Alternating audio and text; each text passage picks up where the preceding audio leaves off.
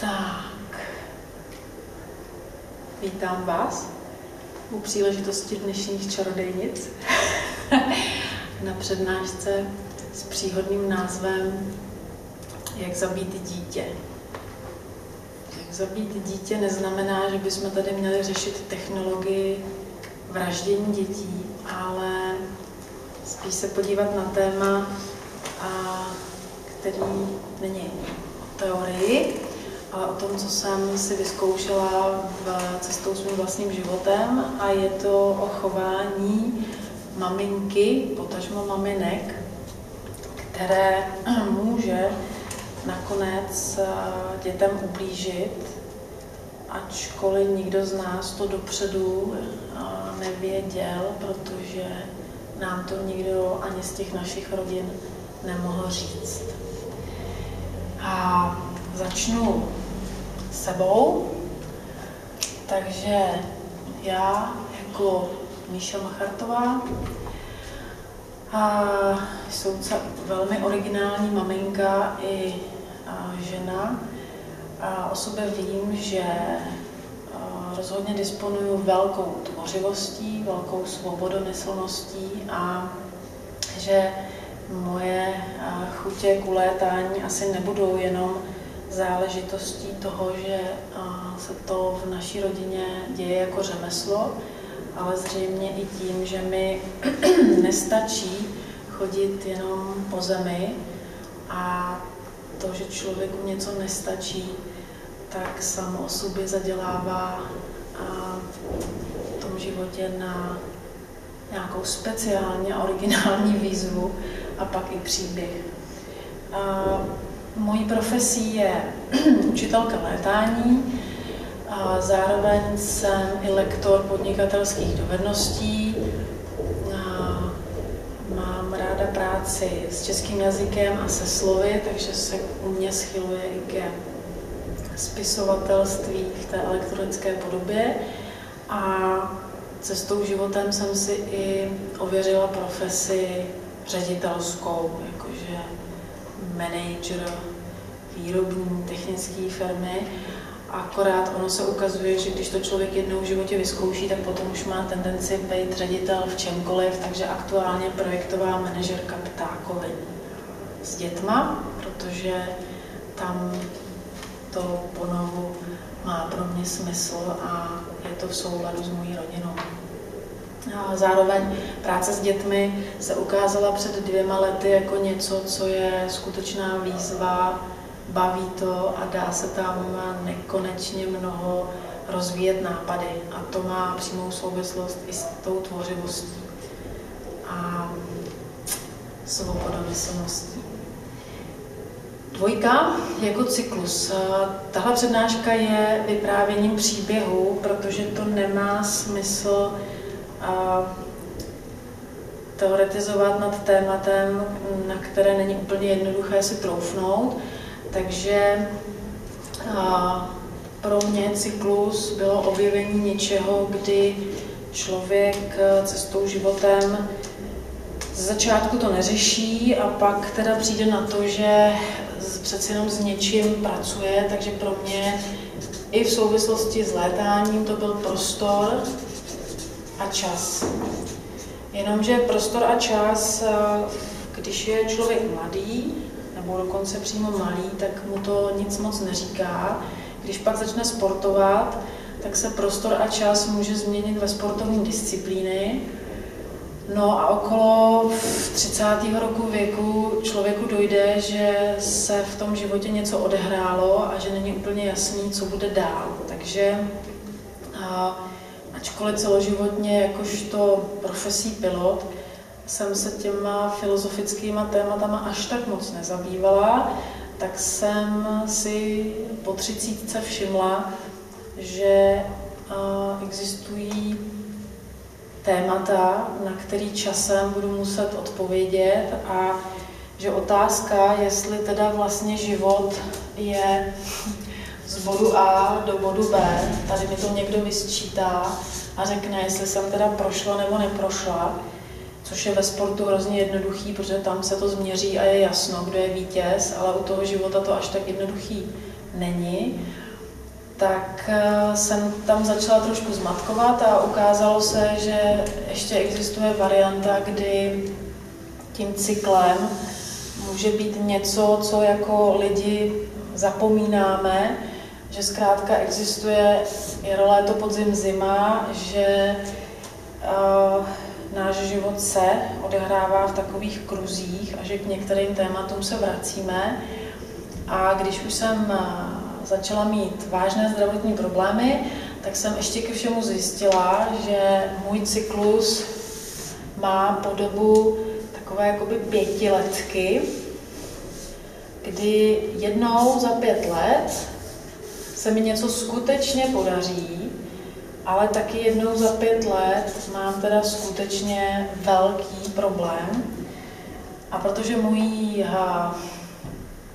vášní je i historie letecká, a najednou člověk zjistí, že historie je příběhem lidí, takže nakonec z techniky se stejně každý badatel zhoupne do lidských příběhů, tak jsem si všimla, že podobný cyklus žijí i lidé okolo mě. Někdo to má 2letý, někdo 5letý, někdo 7letý, ale ten cyklus tam je. A když došlo pak ještě na zkoumání toho, co teda bude v bodě B, protože můj sport je hodně spojený s zdravotními až smrtelnými úrazy a lidé po takovýchhle ranách o zem lecos přehodnotí a i já jsem to musela přehodnotit, tak se ještě ukázalo, že zřejmě existuje něco jako varianta, kterou nabízí různá náboženství, že zkrátka existuje cosi, co je jako spirála, co se někam vyvíjí, anebo se to někam hroutí. Takže to bylo moje setkání s cyklem a když jsem se přes tohle téma přehoupla, tak jsem začala zkoumat tu 3, kde se v mém příběhu vzaly ty cykly a kde je ten příběh o tom, kolik toho vlastně v životě můžem a nebo nemůžem. A protože ta čeština je moc krásný jazyk, tak ve slově mocnost, což je věc nejenom státu nebo náboženství, ale i člověka samotného, tak to slovo moc se objevuje v tom, jestli moc nebo málo, anebo jestli můžu, nemůžu. Takže mocnost jsem zjistila, že v mém případě byla testovaná přímo na mě a na mém okolí. A bylo by asi přirozené, kdyby člověk znal dopředu nebo cestou přirozeně, k čeho je vlastně schopen, a to svoje já měl zmapovaný co možná nejdřív. Asi vůbec nejlepší by bylo, kdyby to věděl nejpozději v pubertě, protože jinak nastává spousta potíží v souvislosti s těmi cykly, když nevím, kdo jsem a co teda vlastně můžu a nemůžu. Takže já jsem na to šla fikaně, kdy zkrátka hned po pubertě jsem se rozhodla, že teda chci létat, protože tam se nelže, tam se tu pravdu dozvím nejrychleji a taky se tak stalo. Hned v 16 první problém a cestou životem se ukázalo, že zkrátka to téma zkoumání toho, co můžu a nemůžu, je v mém případě přímo spojeno s praxí, s reálným zážitkem a že tím, že jsem tak trošku průzkumník a nebaví mě známé věci, tak bylo jasné, že se to začne odehrávat v režimu vývoje nových sportovních disciplín, vybavení a všechno to se odehrávalo docela dost na hraně. A mně to teda jako extrémně nepřipadalo, mně to připadalo extrémně zábavný a určitě jsem to nevnímala jako něco, co by bylo špatně. A vždycky, když přijde problém, tak člověk zkoumá důvody proč. Někdo se na svoje první proč zeptá až po 40 a někdo to slovo proč použije dřív. A já jsem se na svoje proč skutečně zeptala až někde hluboko za 35 a v souvislosti s vážnými zdravotními problémy. A ten důvod, proč ty věci jsou tak, jak jsou, se shodoval i s mými přáteli, a s holkama i klukama, kteří byli podobní jako já a odehrávaly se tam klíčové slova jako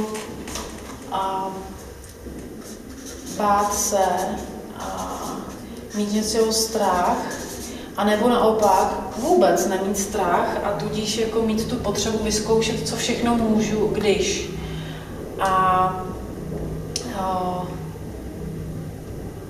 I když asi správnější, než řešit, čeho se bojím, je spíš tak jako pečovat a dbát o sebe, tak ten princip mi tam nějak unikal a skutečně jsem se v rámci toho zkoumání ptala na ty hranice, nikoliv na to zachování sebe sama. Při zkoumání důvodu proč se nakonec ukázalo, že právě ten život v těch cyklech s tou originalitou a věcma, které nebyly pro normální, že normální je většina v pořádku, tak dal za vznik názvu disciplíny, která není v katalogu žádných terapií a je to pojem myšlenkologie. Dala by se to přeložit do slova ideologie, práce s myšlenkou, ale ten důvod, proč se touhle věcí vůbec zabývat a zajímat se o ní, není pracovat s myšlenkami za účelem něco řídit, ale naopak zkusit sám sebe obstarat.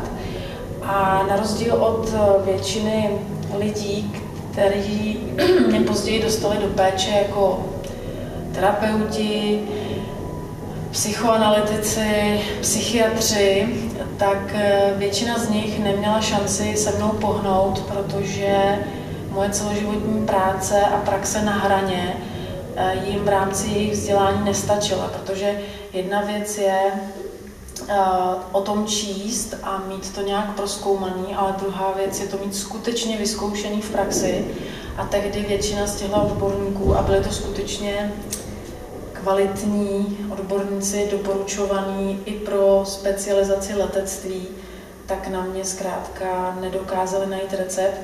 A tam se ukázalo, že práce s vlastními myšlenkami je záležitostí nikoliv zvenčí, ale sám ze sebou. No, takže když myšlenkologie, tak je to vlastně o tématu, jak zachovat sobě zdraví, a nikoliv pracovat s myšlenkou za účelem něčeho řízení. A protože jsem praktik, tak téma řízení se objevilo i v souvislosti s mojí prací soukromého podnikání.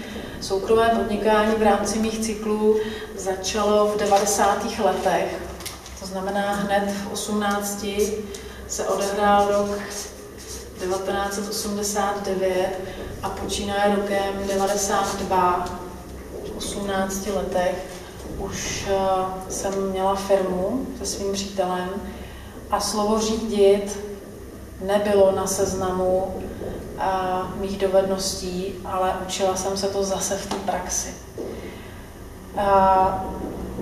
V těch 90. letech to šlo všechno snadno, takže to vypadalo, že ta moc, kterou člověk disponuje, je skutečně neomezená a že je možný úplně cokoliv.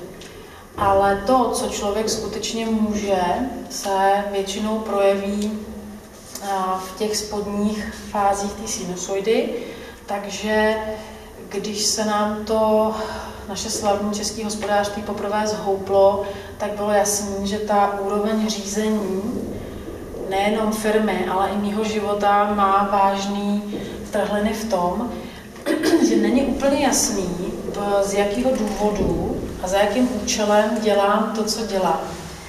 Protože žít v režimu originality a inovací a rozvoje je fajn, ale to nejde do nekonečna, protože minimálně člověk má i svůj životní cyklus, kdy se prostě narodí,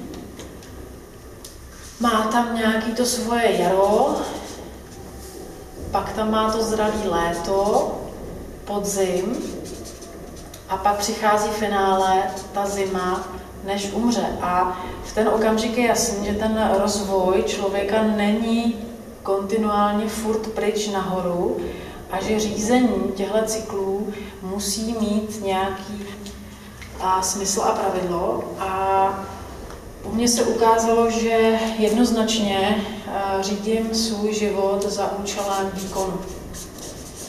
Zlepšování, výkon a něco, co je měřitelného. To se dařilo, protože výsledkem řízení za tímhle účelem bylo několik titulů a světová unikátní prvenství a medaile, ale po dosažení maximálního výkonu, protože ona ta moc není neomezená, takže po dosažení maximálního výkonu došlo k totální destrukci. A v mém případě nejenom těla, ale i psychiky, dokonce i firemních a rodinných financí, takže něco bylo špatně.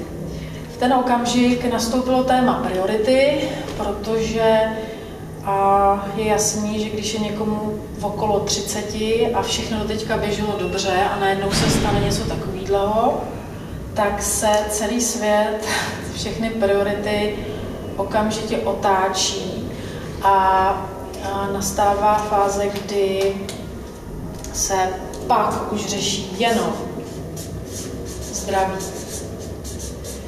A řešit zdraví je něco, co by se možná mohlo říct, dobře, tak když se budu chovat slušně a budu se držet v nějakých mezích, nebudu se dopouštět žádných extrémů, budu na sobě dbát, no tak ono to nějak bude a zdraví se dostaví. Jenomže každý z nás má v sobě zřejmě v rámci té myšlenkologie nahraný jakýsi software, který nás řídí někam, kde se ptáme na věci, ani o nich nevíme a to zdraví je až někde stranou, to tam přece je, to je samozřejmost. A teprve, když člověk o kus toho zdraví přijde, tak teprve tehdy se to přeskládává. Mně se to přeskládalo hopem a dřív, než došlo na přeskládání zdraví fyzického, tak došlo k poškození mojí psychiky, tak pak už to šlo jako domeček z karet. Dobrý je, že v rámci tématu zdraví nám moderní technologie nabídnou řešit tělo. Řešit tělo je jednoduchý v případě, když nefunguje tělo a má to něco spojeného s naší psychikou, jako s naší myslí, tak jsou nám nabídnuty tabletky, tlumení a něco nás bolí, tak se neřeší, proč nás to bolí, dá se tam nějaká ibalginová náplast a ta mysl se s tím už musí nějak poradit cestou. A to, že píše se rok 2014 a je už poměrně běžný, dokonce i na podnikatelských, manažerských a jiných školení, že existuje něco jako duše a duch. Je fajn, že už to můžeme říkat nahlas a nejenom nahlas, ale že už se to dokonce dá i řešit. když definitivně moje tělo vypovědělo službu a přestalo fungovat, to znamená, že jsem musela opustit i zaměstnání, psychiatři a spol si neporadili s mým softwarem, který byl skutečně zřejmě extrémně vycvičen na zvládání velikých zátěží za hranicí jejich specializace, tak už pak nezbylo nic jiného, než se začít zabývat tím základem, tím obalem toho všeho. A ten příběh o nápravě ke zdraví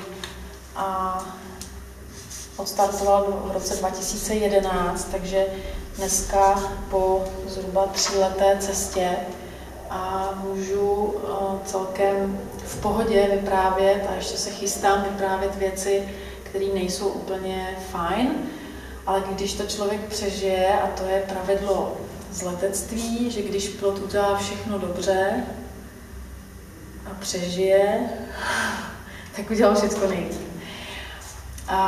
Rozhodování.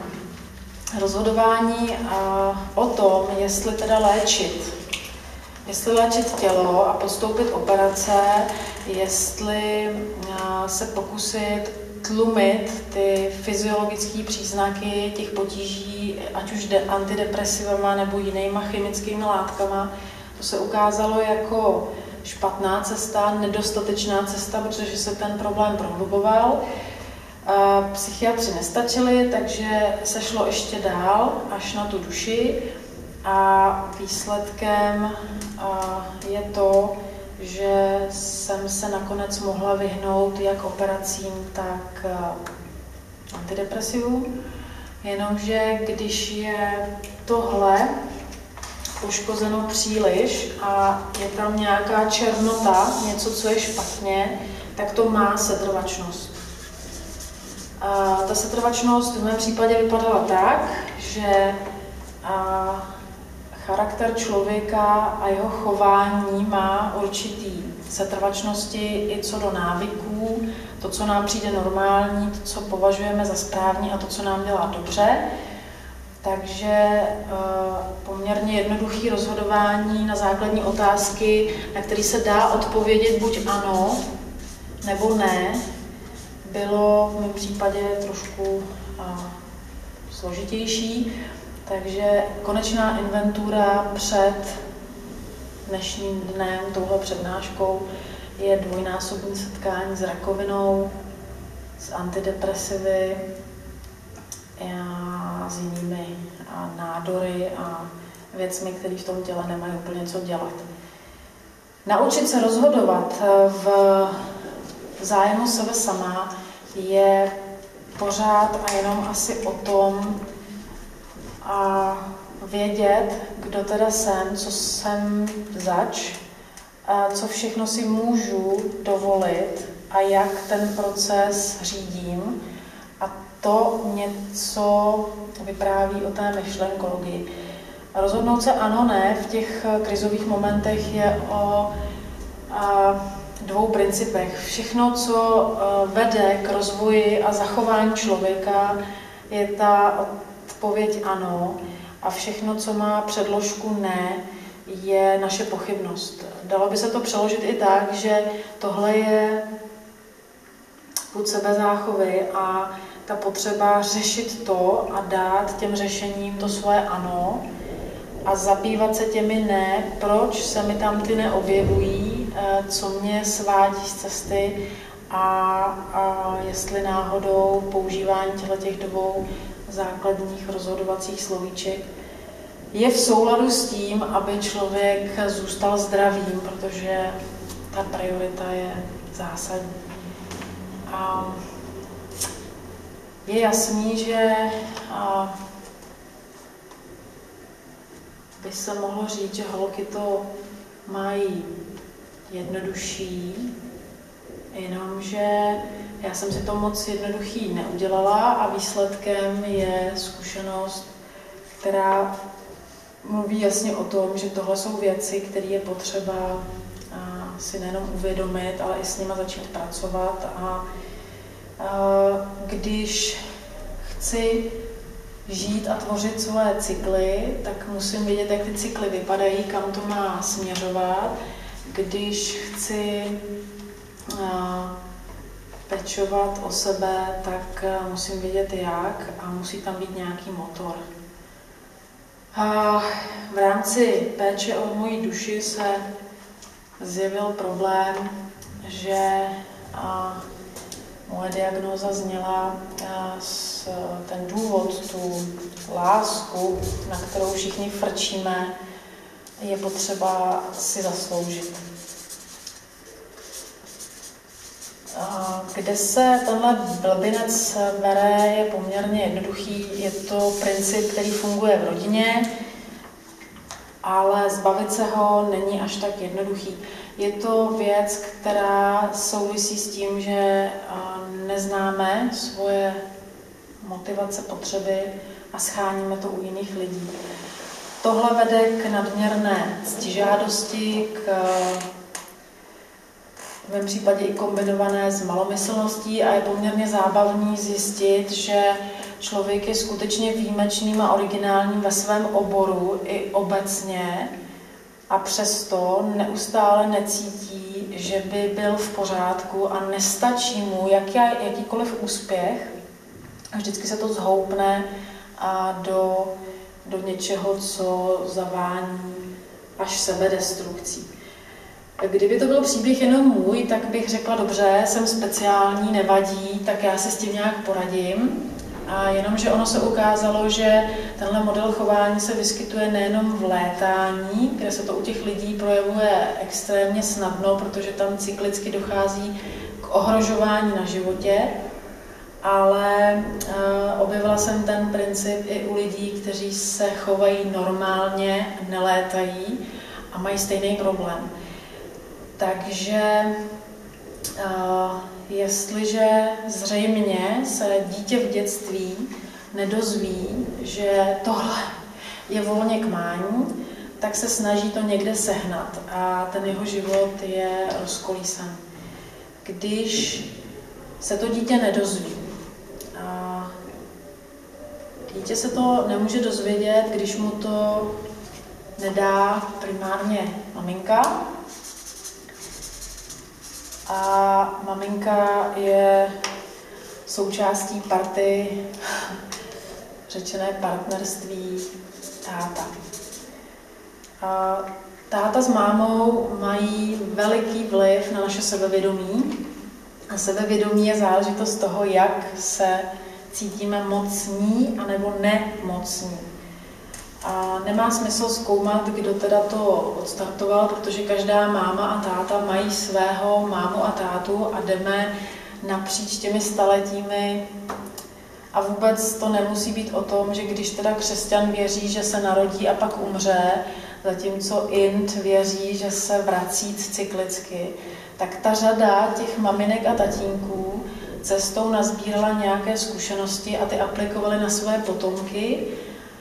A teď máme rok 2014, a máme další generaci dětí a já už dneska vím, že když je člověk nemocný, tak to má přímou souvislost na jeho linii, to znamená na děti. A zkusíme to ještě trošku jinak.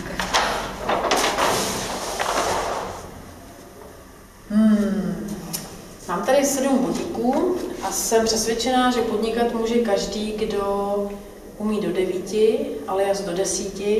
A těch 7 základních prvků je taková metodologická pohádka, která se týkala i mě. Když něco roste a je to na začátku dítě, tak kromě toho, že většina z nás vznikla za pomoci sexu, tak na začátku nebylo skoro vlastně nic. A je jedno, jestli na začátku našeho života nebo vesmíru. Pak se z toho nic stalo něco a tím něco už vznikla možnost. A když to převedeme na člověka jako toho někoho, kdo vznikne ze spojení spermie a vajíčka, tak jakmile už to má 2 oči, je to tvoreček a může se s tím nějak dál zacházet. Ten tvoreček se může trošičku i nudit, ale taky se může smát, anebo taky může být už od začátku naštvaný. To, kde se vezme ten jeho chuť, bude zřejmě už od teďka záležitost té mamky, protože ten tvoreček, i když je nenarozený, tak už tam někde něco slyší, vidí a ví. Když se to narodí a už teda jsme jako lidi, tak jsme schopni komunikace. Dneska už se ví, že komunikace není jenom o smyslech, citech, ale že už pak se do toho zapojuje i rozum. A to, jestli se cítíme malí nebo v porovnání s ostatními, protože většina z nás to prostě neumí cítit, jakože se narodím a hned vím a musíme se porovnávat, takže se zkoumá, kdo je teda tady vlastně větší nebo menší. A to už je příběh nejenom té mámy a táty, ale to je obecně příběh našeho okolí. No a když se to dobře povede a zjistí se, kým jsme a odhalí se to já, no tak pak tady je někdo, kdo ví a je schopen hry. Hry s tím, že ví, že má nejenom v sobě tu dobrou stránku, ale že zkrátka je nositelem i toho draka v sobě a umí s tím pracovat a umí to v pohodě žít. Na svém příběhu mám zdokumentováno, protože jsme se tím zabývali, aniž bychom podstoupili nějakou regresní terapii nebo něco speciálního, protože většina odpovědí na naše trable v našem životě se dá vystopovat tady na začátku, to znamená, jak to ten táta s tou mámou dělali. A není myšleno úplně ten začátek, jestli v kopřivách nebo v baldachínu, ale ten průběh a vývoj toho plodu.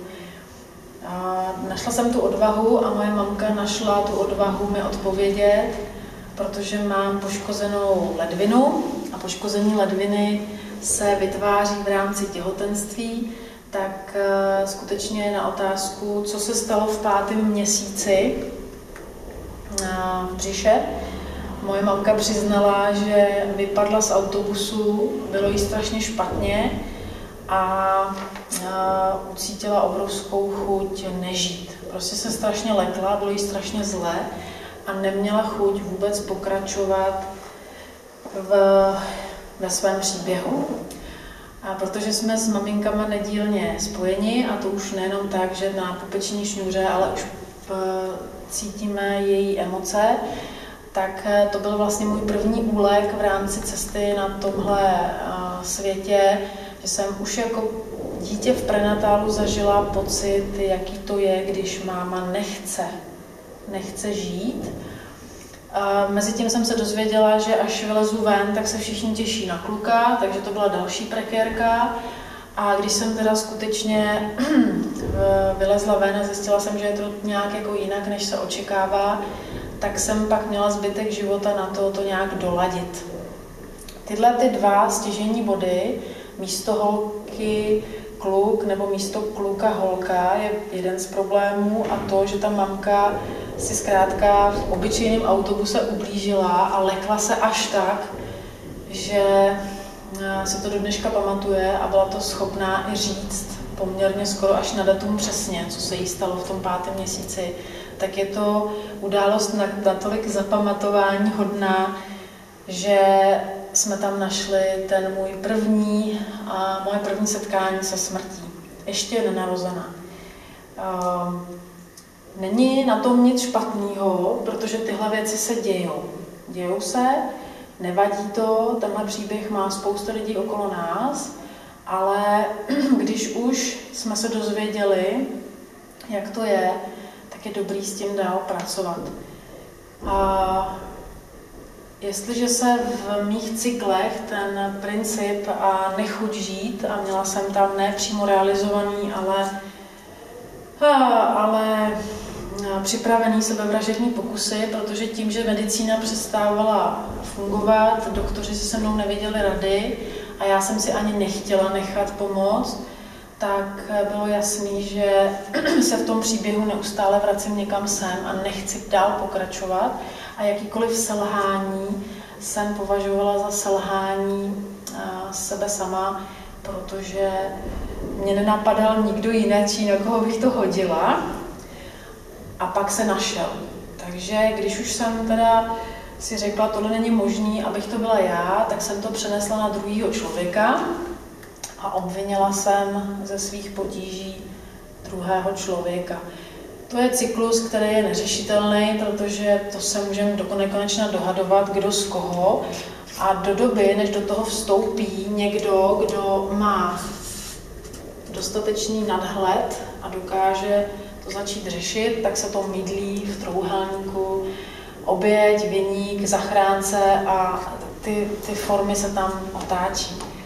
A vystoupit z toho trojúhelníku není jednoduchý a je to o těch prioritách a skutečně až to zdraví mi pomohlo se na to podívat jinak a začít to řešit.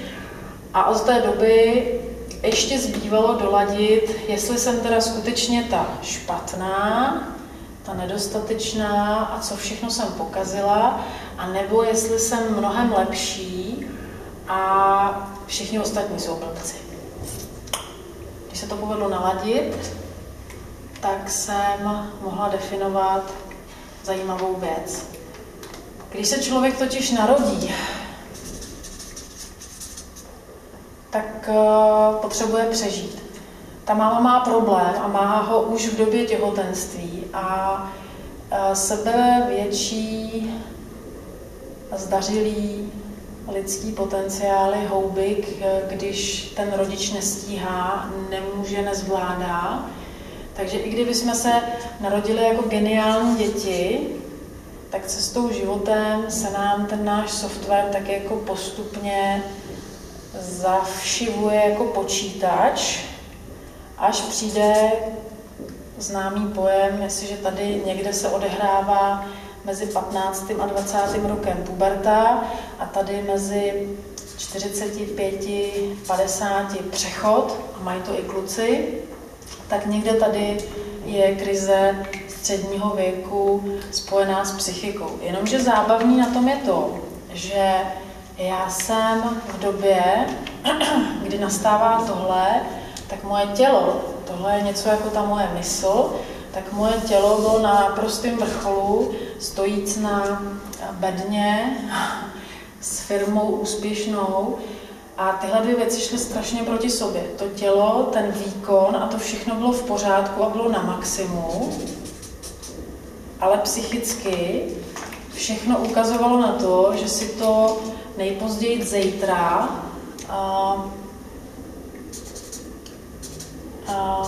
že si něco udělám. A teď rozhodnout, co teda s tím.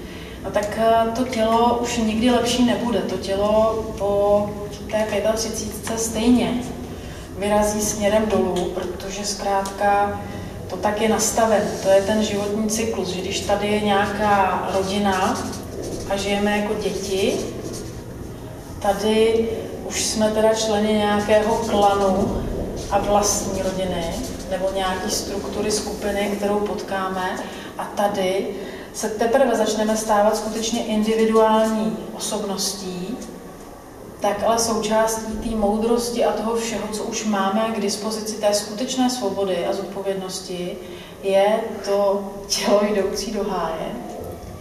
A já jsem měla tu možnost se potkat s tímhle principem.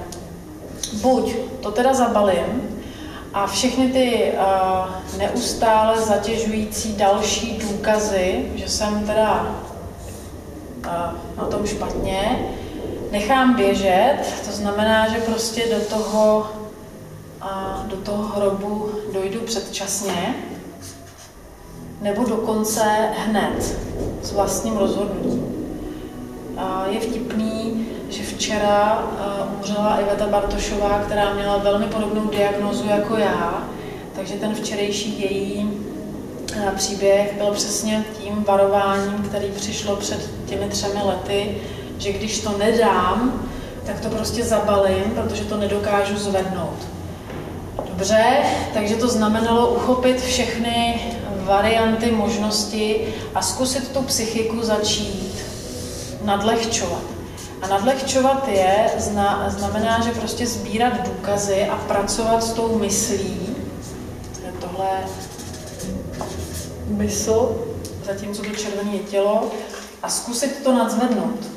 A proto v loňském roce vznikla moje nová kvalifikace lektorka vznášení. A neznamená to jenom to, že člověk může létat na padáku a neví, co bude, ale i ta schopnost si tu hlavu nadlehčit, vyvětrat, zbavit se toho přebytečného marastu, který je to můj příběh, někdo to může mít jinak, ale cestou se tam tak nazbíral a tak zatěžoval, že už to bylo takřka neslučitelné se životem, takže nadzvednout.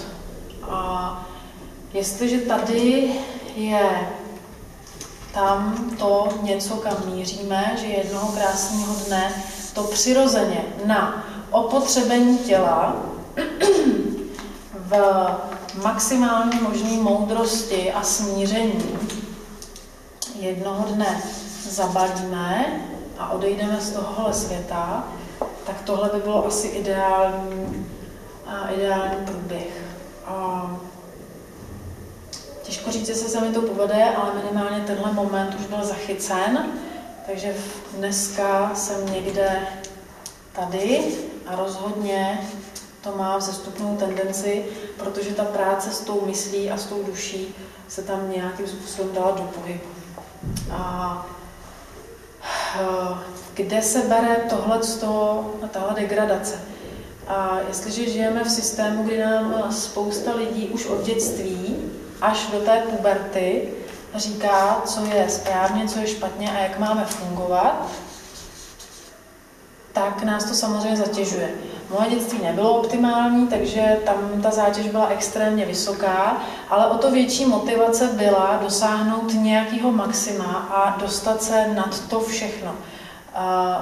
Získat to létáním je takřka až mystická záležitost, že na zemi se mi nelíbí, ale ve vzduchu je to báječný. Tak fajn, tak pojďme do toho, ale to, že ten pokles té psychiky trvá, toho si nikdo nevšimnul a nevšimla jsem si to ani já. Proč?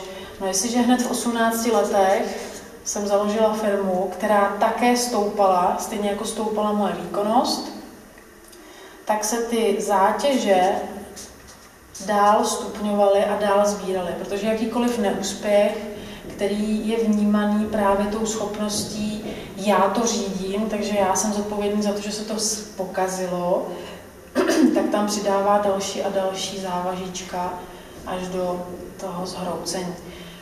Těch příběhů, kdy lidé v těch plus minus 40 přichází o rodiny, o zaměstnání, o firmy, je okolo nás strašně moc. A dejme tomu, že je to příběh, cyklus, že to potřebujeme obětovat, aby jsme mohli se odpoutat a vyrazit, když už teda tělo jde do háje, tak aspoň ta hlava, ta duše, ať nech teda začne stoupat. A je jich spousta. Když se tohle ale děje mámě, protože v téhle době už jsem byla máma, ne jakože jednou, ale už dvojitá, tak je jasný, že se odehraje stejný příběh, jako se odehrál příběh s mojí mamkou. Já jsem do té svojí mamky přepustila kus svojí energie a svého potenciálu, protože když ona nepřežije, nepřežiju ani já. Stejný příběh tudíž museli odehrát i moje děti, ale tady se dá namalovat ještě tohle, protože první syn to dokázal, druhé dítě v pořadí skončilo potratem, třetí taky kluk to dokázal a další jsme si nemohli dovolit, protože já bych to fyzicky nevydržela. Takže od všech těchto dětí vedla Hadička k té mámě, abych to ustála. A v době, kdy tohle už bylo nutné řešit, tak bylo vidět na dětech, že se něco děje, protože i oni začali mít svoje nevysvětlitelné zdravotní problémy a nikoho z nás nenapadlo, že to funguje až takhle jednoduše, protože ono zeptat se na to, proč jsou děti nemocný, nebo proč mám za sebou sérii potratů, vždyť přece fyzicky jsem naprosto v pořádku, to není snadné se zeptat a málo kdo to chce slyšet.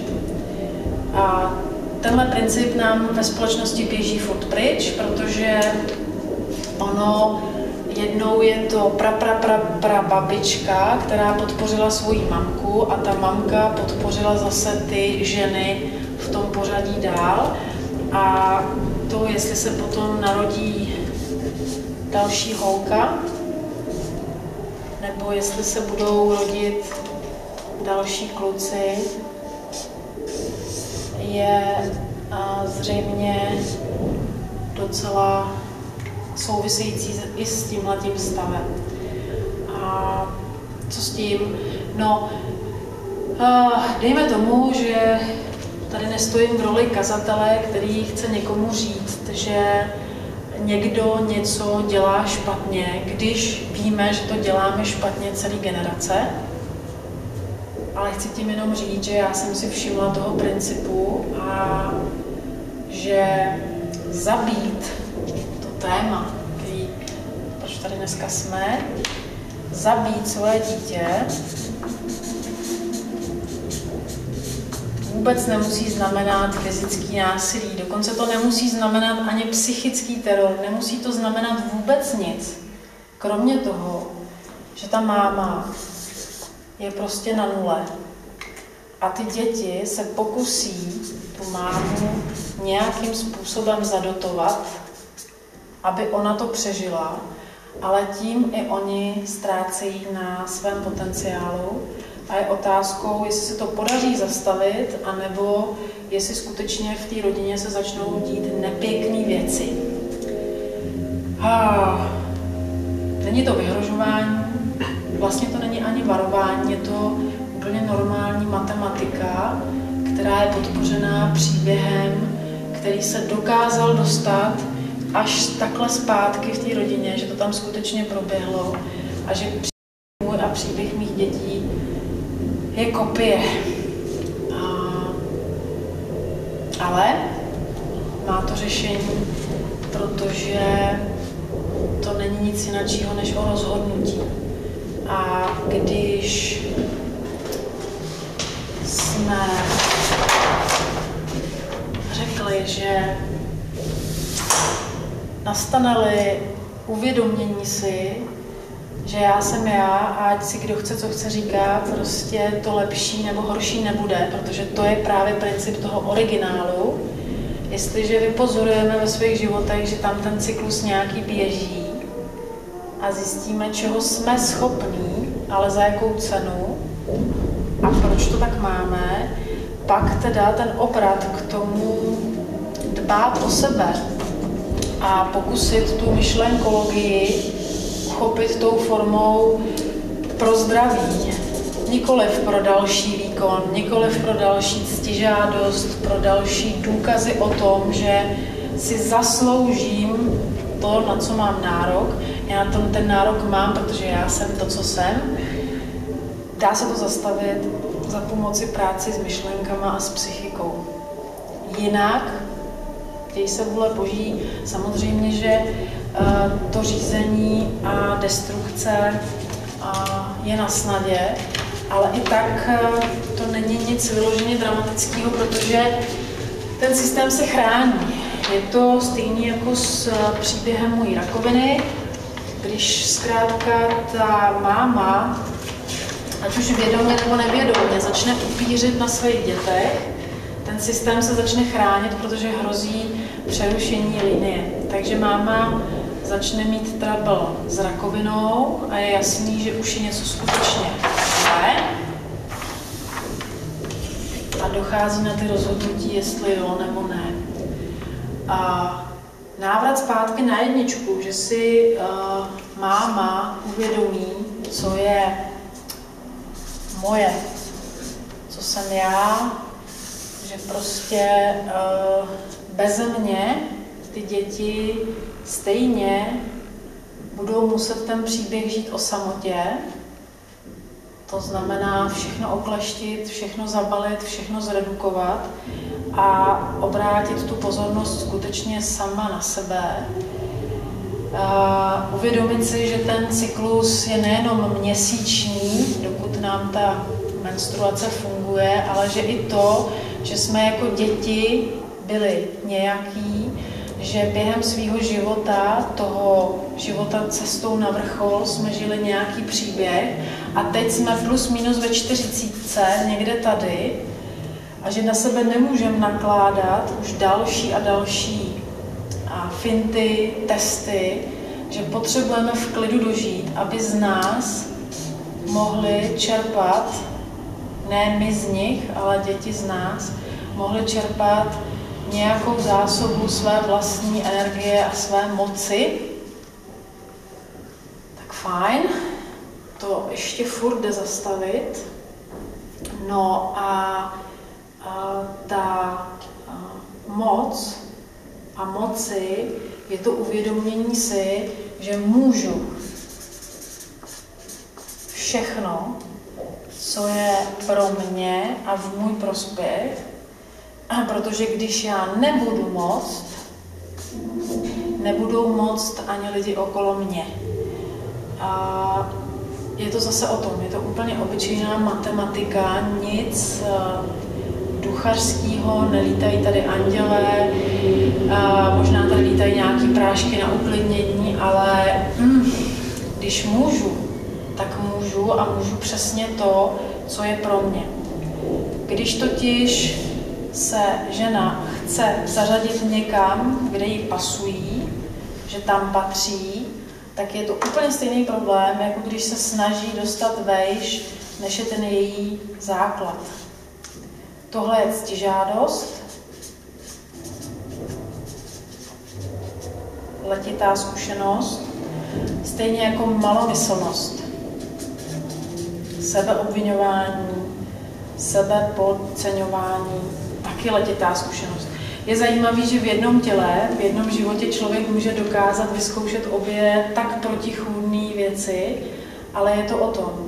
Nevím, kým jsem, chci to otestovat, zjistím to, protože moje ctižádost mě tam dožene a pak se to celý zhroutí a já mám pocit, že za všechno můžu. A to taky není ta správná cesta. Osobní zkušenost je nezdělitelná, takže můj příběh lze interpretovat tak, že ho řekneme a každý si v tom najde to svý, ale dejme tomu, že má o něco větší sílu v tom, že to říká máma od 4 dětí, z čehož 2 to žijou dál a zlepšují se, protože i mamka všecko škrtla a začala se věnovat sobě až tak. Ačkoliv pozorovatelé nechápou, co se děje, teď ona přece vždycky byla v pohodě, usměvavá, ale nikdo netušil, za jakou cenu se to odehrává. Možná, že v tomhle celým pomohl ten příběh toho pilota, protože pilot ví, že když neudělá to, co má, nikdo jiný to za něj neudělá.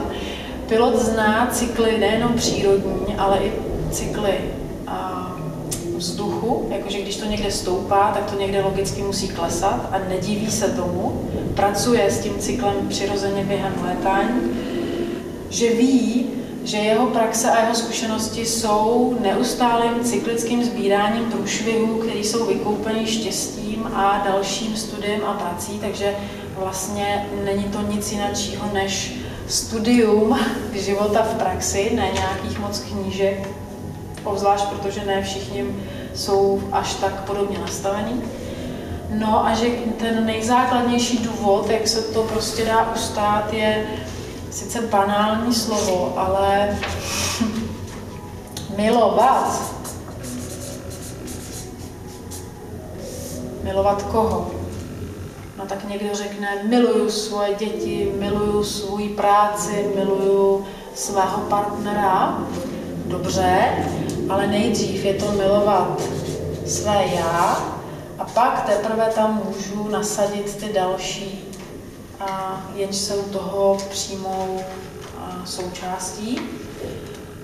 A když ne, tak pak teda už je to jenom o nějaký záchraně a destrukce, která nastává jako logická ochrana. Protože to zdraví se dá ochránit. Je to na tom světě báječně zařízený. Ta ochrana funguje tak, že když se člověk začne chovat sebedestruktivně, ne v souladu s rozvojem, aby ta jeho spirálka někam rostla, tak jsou dvě možnosti. Jedna je ho znehybnit. Jak se znehybňuje člověk? Znehybnit člověka, jenž necítí svoji hodnotu, neví, kam patří, notabene, ještě když je to teda máma od dětí, tak fajn, takže to máme nemoce, úrazy a nestane se nic jiného, než že ten člověk se zastaví v tom životě, chvilku kouká do stropu a dojde mu, že ty jeho priority má nastavený nějak divně. Přehodnotí to a ochrana zafungovala. Nebo, druhá verze, člověka narychlit. Jak se narychluje člověk? To mám taky vyzkoušený, protože po pádu firmy, který následoval po děsně báječných letech, kdy už jsme se přestávali vyvíjet, už jsme začali být tak trošku leniví a už jsme nevěděli, co by roupama. A už jsme se začali chovat sebedestruktivně v tom, že jsme chtěli víc, než co byl náš základ. Víc zaměstnanců, víc produktů, víc nevím čeho všeho. Tak nás nechali upadnout a odsaď se může jenom narychlovat. Zkrátka, že tomu člověku zeberu to, co mám, to, co si myslí, že je to správný, pro co žil a to, co miluje, a nechá se mu najít například jiná firma, jiný adresy, takže je buď znehybnit, nebo narychlit. Samozřejmě, že většina lidí tohle vnímá jako obrovskou křivdu, že jsem se najednou octnul na mizině, najednou mám úraz, který jsem si ani jako sám nespůsobil, protože to se prostě stalo v tom autě, ale princip je ochrana. Ochránit toho člověka, aby nepokračoval buď ve stoupání ve výkonech, nebo aby nepokračoval v sebedestrukci.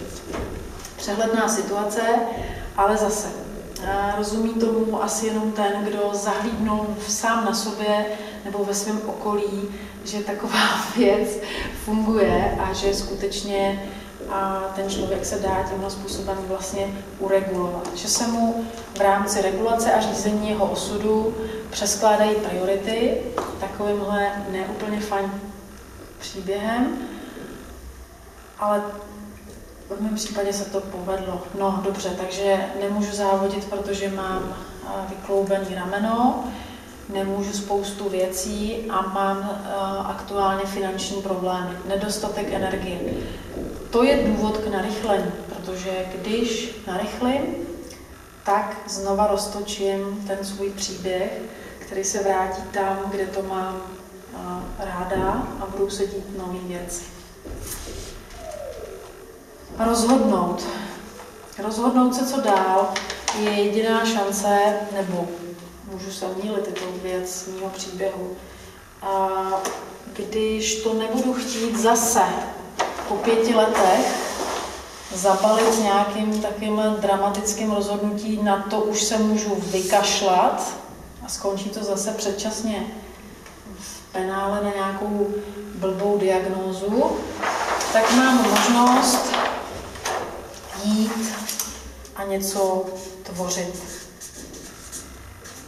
Tvořit, dělat, konat Zkrátka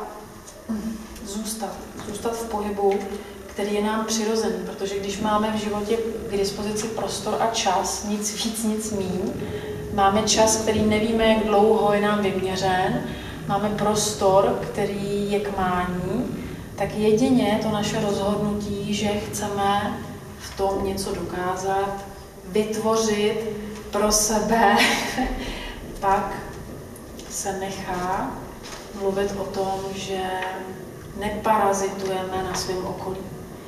A upírství je věc, která se šíří, ale ona se nešíří, že by se tady najednou objevila, ona je najednou prostě jenom vidět. Je vidět, že lidi na sobě vzájemně parazitují, ani o tom neví, že děti dotují svoje rodiče, že ženy parazitují na svých dětech nebo na svých partnerech, zkrátka, že ty plusy a mínusy okolo nás běží, ani si jich nestíháme všímat. A ta ochrana v podobě rozvratu rodiny, úrazů, nemocí není nic jiného než ochrana systému jako lidského rodu, kdy jde o to zastavit. Zastavit tohle a tohle.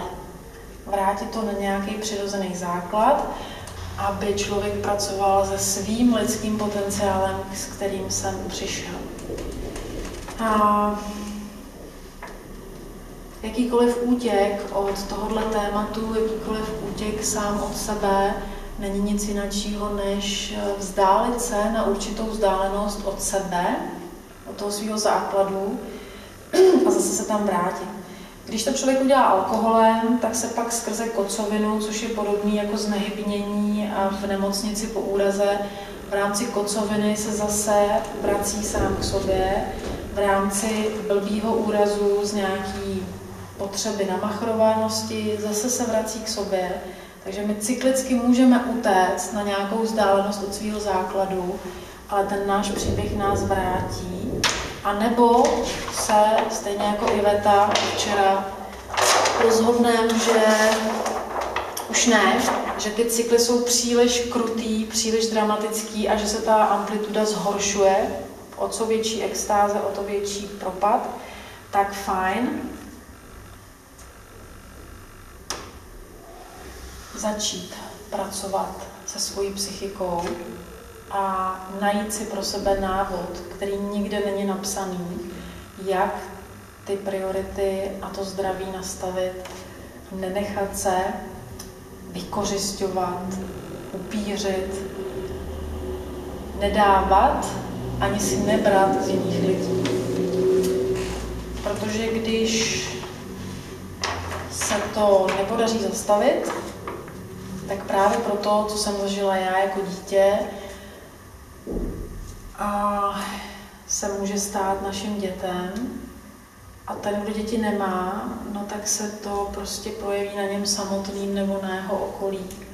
Že zkrátka zabít člověka začíná tím, že zabíjíme sebe a následně s námi můžeme vzít do problému i svoje potomky.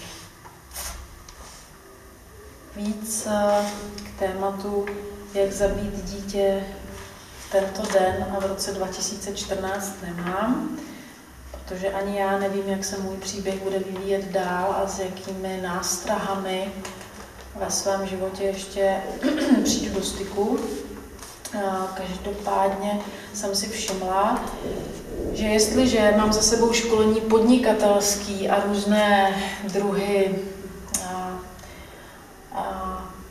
seminářů, jak ten život řídit k tomu, aby,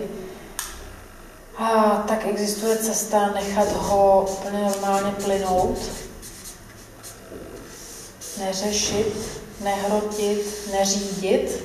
A je to přesně ta kombinace zkušenosti pilota, kterou jsem si neuvědomovala, ale která je fantastická i pro použití na zemi. Jsou věci, které jako lidi můžeme a potřebujeme řídit jako ty piloti, ale zároveň jako ty piloti víme, že jsou věci, které musíme nechat bejt a musíme nechat plynout, protože jsou nad námi a jsou vyšší, stejně jako ten vzduch. A najít tu kombinaci, kdy to teda budu řídit a budu se rozhodovat ve svém zájmu, a nebo to nechám bejt, protože je to silnější než já a nechám to zkrátka odeznít. To je kouzlo, který, když by se podařilo pilotům donést jako technologii mezi obyčejné pozemské lidi, tak by se možná mnohým z nás ulevilo, stejně jako se ulevilo mně, když jsem ten princip ve svém příběhu relativně ještě včas a aktuálně ve zdraví našla a použila. Takže jak zabít dítě snadno.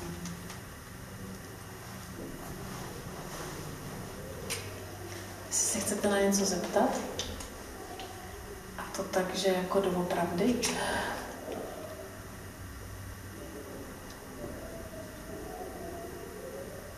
v tom případě díky. A třeba to příště bude nějaký veselější téma.